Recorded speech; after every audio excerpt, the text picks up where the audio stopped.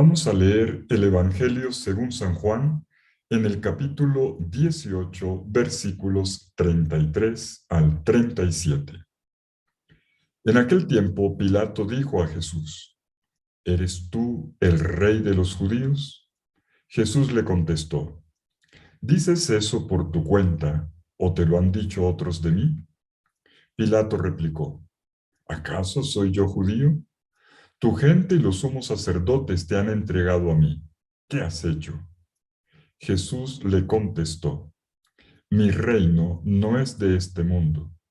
Si mi reino fuera de este mundo, mi guarda habría luchado para que no cayera en manos de los judíos. Pero mi reino no es de aquí. Pilato le dijo: ¿Entonces tú eres rey? Jesús le contestó: Tú lo dices, yo soy rey. Yo para esto he nacido y para esto he venido al mundo, para dar testimonio de la verdad. Todo el que es de la verdad, escucha mi voz. Palabra del Señor. Gloria a ti, Señor Jesús. En este domingo, el último del año litúrgico, nos postramos en adoración ante el Rey del universo. Y el Evangelio de Juan nos sumerge en esta realidad mediante un precioso camino que se traza a lo largo del diálogo entre Jesús y Pilato, precisamente a la hora del juicio en el pretorio, el juicio que ocurre en Jerusalén y que terminará con la muerte del Señor. Nuestro pasaje coloca frente a frente a dos reyes. Por una parte, tenemos a Pilato, quien representa al emperador romano. Es el hombre que detenta en Judea el máximo poder y es el único que puede aplicar la pena de muerte, como de hecho lo hace. Es tan grande su poder que tiene derecho sobre la vida y sobre la muerte. Pero por otra parte tenemos a Jesús, quien llega aquí al pretorio atado como un malhechor y se presenta a sí mismo como un rey, pero de un tipo muy distinto al de Pilato. Es verdad que Jesús aparece aquí sometido a la autoridad de Pilato. Le va a decir más adelante: Pilato, tengo poder para soltarte y poder para crucificarte. Pero como se concluirá al final de estos interrogatorios, este poder no es decisivo. Como lo dice Jesús en Juan 19:11, no tendrías sobre mí ningún poder si no se te hubiera dado de arriba. Pues bien, la confrontación entre Pilato y Jesús es extensa, como puede notarse en el relato de la pasión según San Juan. Pero vamos a detenernos, como lo delimita el texto litúrgico de este domingo, solamente en uno de los dos interrogatorios, es decir, el primero. Juan, capítulo 18, versículos 33 al 37. Este interrogatorio, este primer interrogatorio en el juicio contra Jesús, se desarrolla a partir de tres preguntas, tres preguntas que Pilato le formula a Jesús. La primera: ¿eres tú el rey de los judíos? La segunda: ¿qué has hecho? Y la tercera, luego: ¿tú eres rey? Las tres preguntas permiten que se vaya escuchando pausadamente una enseñanza de Jesús con respecto a su propia identidad, su identidad de rey. Las tres preguntas y respuestas, además, están concatenadas. Observémoslo bien. La pregunta inicial coloca en primer plano el tema principal del reinado de Jesús, tomando como base las acusaciones que los enemigos hacen de Jesús. Pero Pilato no pierde tiempo y va al grano. ¿Eres tú el rey de los judíos? Y Jesús le responde de forma indirecta: ¿dices esto por tu cuenta o es que otros te lo han dicho de mí? Y una vez que Jesús asume que es rey, explica qué tipo de rey es él.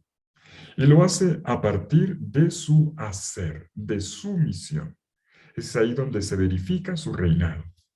Porque Pilato le pregunta, ¿qué has hecho? Y Jesús responde entonces, mi reino no es de este mundo. Si mi reino fuese de este mundo, mi gente habría combatido para que no fuese entregado a los judíos, pero mi reino no es de aquí. Notemos en la tercera pregunta cómo Pilato ya no interroga sobre si él es rey de los judíos, sino simplemente si es rey, nada más. La cumbre del diálogo está en la respuesta a esta tercera pregunta. Jesús le dice, sí, como dices, soy rey. Yo para esto he nacido y para esto he venido al mundo, para dar testimonio de la verdad. Todo el que es de la verdad, escucha mi voz. Bueno, este es el pasaje de hoy. Profundicemos ahora con cuidado cada uno de estos tres pasos. Te invito a hacerlo conmigo. Primera pregunta con su respuesta. Capítulo 18, versículos 33 al 34 del Evangelio de Juan. Lo primero que hay que notar es qué es lo que realmente se está indagando, y es lo que sale aquí, a flote, en la primera pregunta. ¿Eres tú el rey de los judíos? Y hay varias posibilidades de interpretación de la pregunta, al menos tres. ¿Qué quiere decir rey de los judíos? Rey de los judíos. Para este gobernante romano, representante del poder imperial, como ya lo dijimos, la expresión tiene una connotación particular que se ajusta a su mentalidad romana. Para él tenía un valor eminentemente político. Alguien que estaría puesto para regir los destinos de Israel como nación, claro, rey de los judíos, en evidente desconexión con respecto al imperio que los tenía avasallados. Por lo tanto, para Pilato tenía que ver con un sedicioso, con un motín que desestabilizaría el orden de la llamada Pax Romana. La paz a la romana era la calma que venía del sometimiento a la bota militar. Pero atención a la pregunta, ¿eres tú el rey de los judíos? Además de la manera como Pilato la podía entender, había otras dos posibilidades de comprensión. Para los judíos, el título que se le daba al rey Mesías, esperado desde la época de David para el tiempo de la salvación, investido con una misión con alcance tanto religioso como político nacional, era rey. El Mesías esperado iba a ser un rey. En este caso, el título de rey tiene una significación claramente terrenal, histórica, pero también le cabe un profundo sentido teológico, como solo Israel lo puede entender. Y estos dos significados se van a correlacionar en la acusación contra Jesús en el proceso judicial que lo va a llevar a su muerte. Sin embargo, y aquí viene el tercer nivel de comprensión, en boca de Jesús, el término rey tiene otro significado, otro. Y esto es lo que subraya el Evangelio de Juan. Ya lo vamos a ver. Entre tanto, lo segundo que hay que notar en la primera parte es la manera como Jesús responde. Jesús responde a la pregunta que le hacen con otra pregunta, cuestionando a Pilato sobre el valor de la indagatoria que está haciendo. Pilato, como todo verdadero juez, debería estar seguro de si lo que está diciendo proviene de su propio conocimiento e indagatoria o simplemente está repitiendo como un loro lo que otros le han dicho, asumiéndolo como veraz de buenas a primeras, pero sin haberlo comprobado. Un juez así no es verdadero juez. Y por eso es interesante que Jesús le pregunte, ¿lo dices por tu cuenta o otros te lo han dicho? El acusado resulta interpelando la conciencia del acusador, de su juez. Un juez tiene siempre la responsabilidad de verificar en primer lugar y con exactitud las acusaciones que se hacen contra un reo. Y Jesús abre aquí la posibilidad de que se ponga en cuestión la autoridad de su juez. Pasemos a la segunda parte. Segunda pregunta con su respectiva respuesta en los versículos 35 y 36. La segunda pregunta que Jesús debe responder está precedida por otra en la que está supuesta la pregunta. ¿Es que yo soy judío? Pregunta Pilato, y es claro que no. Pilato demuestra que tiene conciencia de cuál es su deber, que no es responsable de las valoraciones de otros, y le lanza entonces a Jesús la pregunta que debía haberle hecho desde el principio para mostrar que no estaba haciendo aquí un juicio sumario, que no estaba sacando conclusiones sin verificar las evidencias. Para emitir sentencia, hay que dejar que el acusado también haga su propia declaración, incluso su propia defensa. Y por eso la pregunta, ¿tú qué has hecho? Jesús no le va a responder dándole a Pilato el listado de todas las actividades de su ministerio público, todo lo que él hizo, sino simplemente les pone toda su obra de forma global. En su respuesta, le repite 3 veces, mi reino no es de este mundo, mi reino no es de este mundo, mi reino no es de aquí. Trata de decirle que su reinado no tiene nada que ver con territorios, ni con ejércitos, ni con hacienda pública, ni con nada de lo que caracteriza al imperio o a cualquier otro tipo de reino terrenal conocido. Y la prueba es que sus mismos discípulos no han combatido para evitar la captura, oponiendo violencia a la violencia. Y cuando intentaron hacerlo, Jesús los detuvo.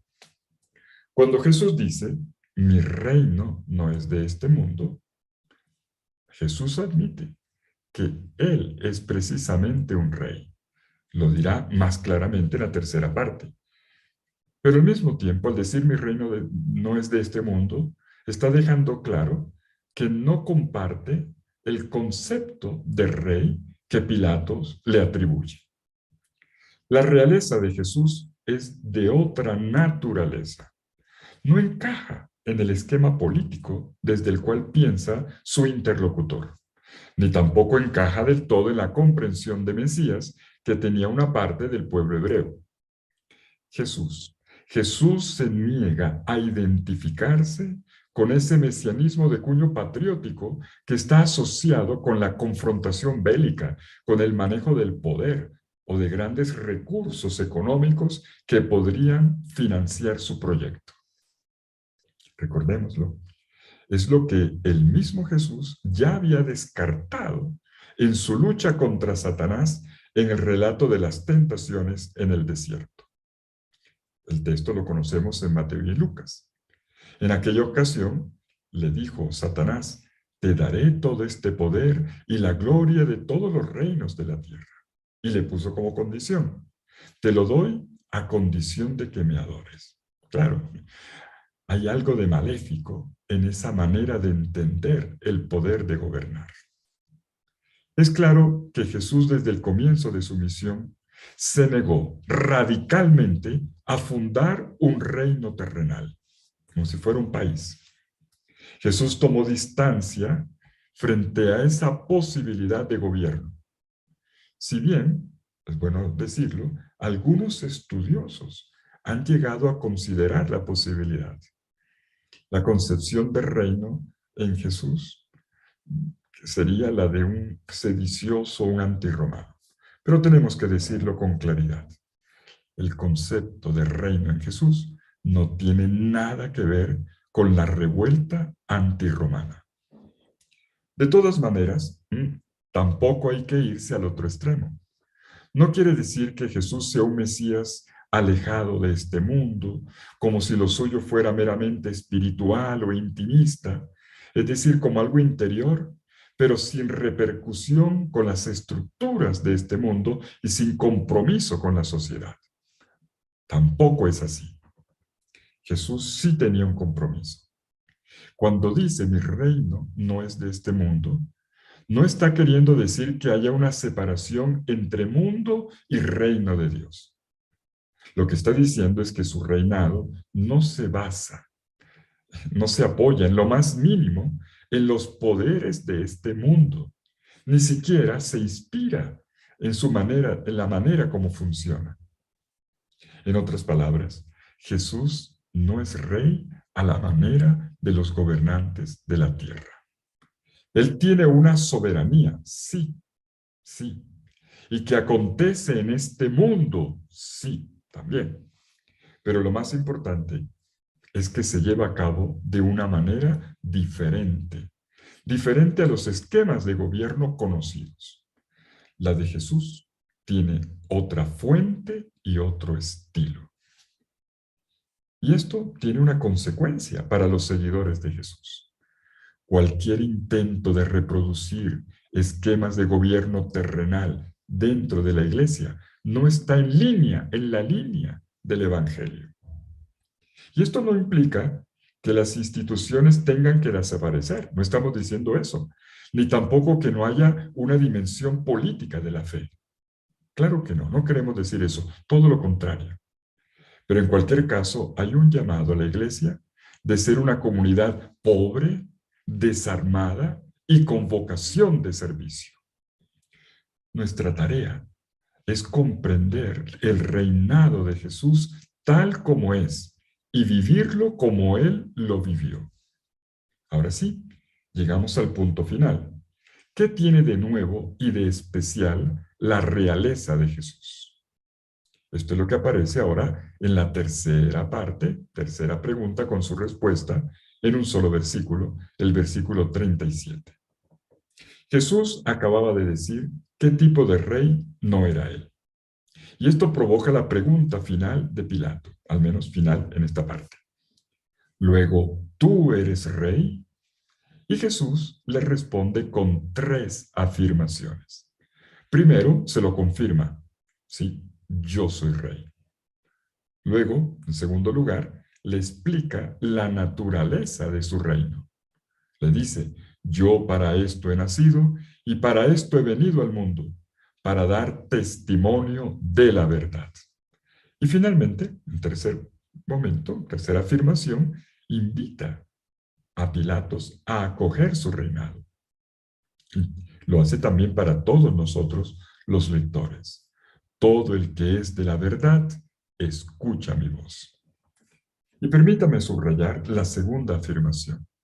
Yo para esto he nacido, para esto he venido al mundo, para dar testimonio de la verdad. Yo para esto he nacido, dice Jesús. La razón de ser de su nacimiento y de su venida al mundo es el testimonio de la verdad. Y en esto consiste su obra como rey. ¿Qué quiere decir Jesús? Que no toda persona puede dar testimonio de la verdad. No todo el mundo, de hecho, puede dar testimonio, sino solamente aquel que tiene un conocimiento, una experiencia directa de aquello que declara. Lo ha visto con sus ojos, lo ha escuchado con sus oídos, ha estado ahí, etc. Ahora bien, la verdad de la cual Jesús es testigo, porque lo ha visto, lo ha oído, lo ha presenciado, lo que está en capacidad de dar testimonio no es cualquier verdad, es la verdad sobre Dios, a quien él conoce como ninguno. Jesús lo puede hacer porque tiene acceso directo a Dios, porque ha vivido desde la eternidad en íntima comunión con el Padre, como lo dice el prólogo de este Evangelio. Por eso Jesús puede dar a conocer a Dios como nadie más lo puede hacer. ¿Y esto qué implica? Pues, si como muestra constantemente la Sagrada Escritura, el rey es un pastor de su pueblo, es decir, aquel cuya función es hacer posible la vida de su pueblo, de preocuparse para que las condiciones de vida de su gente sean las mejores posibles. Entonces podemos decir que la obra de Jesús como rey quien da testimonio a favor de la verdad, consiste en abrirle a todas las personas de la tierra el camino hacia la plenitud de sus vidas, más allá de toda humana posibilidad, mucho más, vida y vida eterna, vida y vida en abundancia, vida y vida en Dios. Y Jesús va a ejercer su reinado de forma completa desde la cruz. Allí desde donde nos atrae definitivamente hacia la vida de Dios que Él conoció desde la eternidad y nos sumerge en la eterna comunión con el Padre y el Espíritu Santo. Concluyamos. ¿Qué nos queda del Evangelio de hoy, en esta fiesta de Cristo Rey? Cuando me gustaría decir a todo pulmón, este es mi Rey, mi verdadero Rey. Pues bien, hemos visto en esta página del Evangelio de Juan, cómo frente a un gobernante romano, y precisamente en el día en que lo juzgan por ser rey, Jesús muestra dónde está la novedad de su reinado. Y lo hace señalando dos características que se oponen a la violencia y al engaño. La doble lógica de todo poder mundano. Los dos nombres del enemigo del hombre, la violencia y el engaño.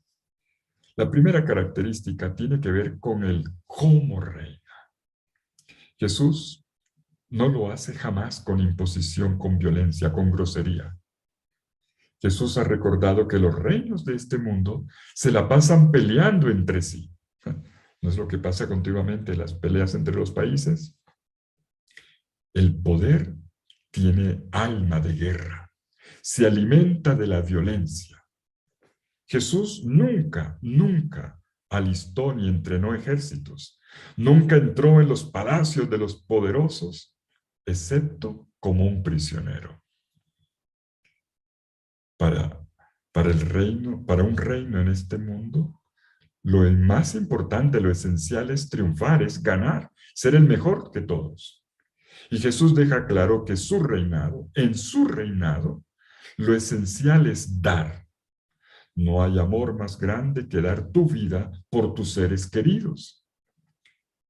El regalo y no el robo es el eje de la historia. Y esto es lo que Jesús propone. La segunda característica tiene que ver con el para qué reina. Es el punto de llegada de este pasaje. He venido para dar testimonio de la verdad. Todo el que es de la verdad, escucha mi voz. Ante todo, la verdad de Dios, como ya lo hemos dicho. Y el verdadero rostro de Dios es amor crucificado, amor desarmado, amor resucitado. Pero también da testimonio de la verdad del hombre. Y el verdadero rostro del hombre está hecho de libertad y de fraternidad. El verdadero rostro del hombre es luminoso, es visionario, es amante. Pues sí, Cristo es Rey, porque su figura es generadora de humanidad y de humanidad nueva. Porque nos hace ver más allá, porque jalona hacia el crecimiento, porque hace avanzar hacia lo humano, porque provoca una intensificación de la vida. Al dar testimonio de la verdad, Jesús, Rey crucificado, hace reales sus palabras. Yo he venido para que tengan vida y la tengan en abundancia.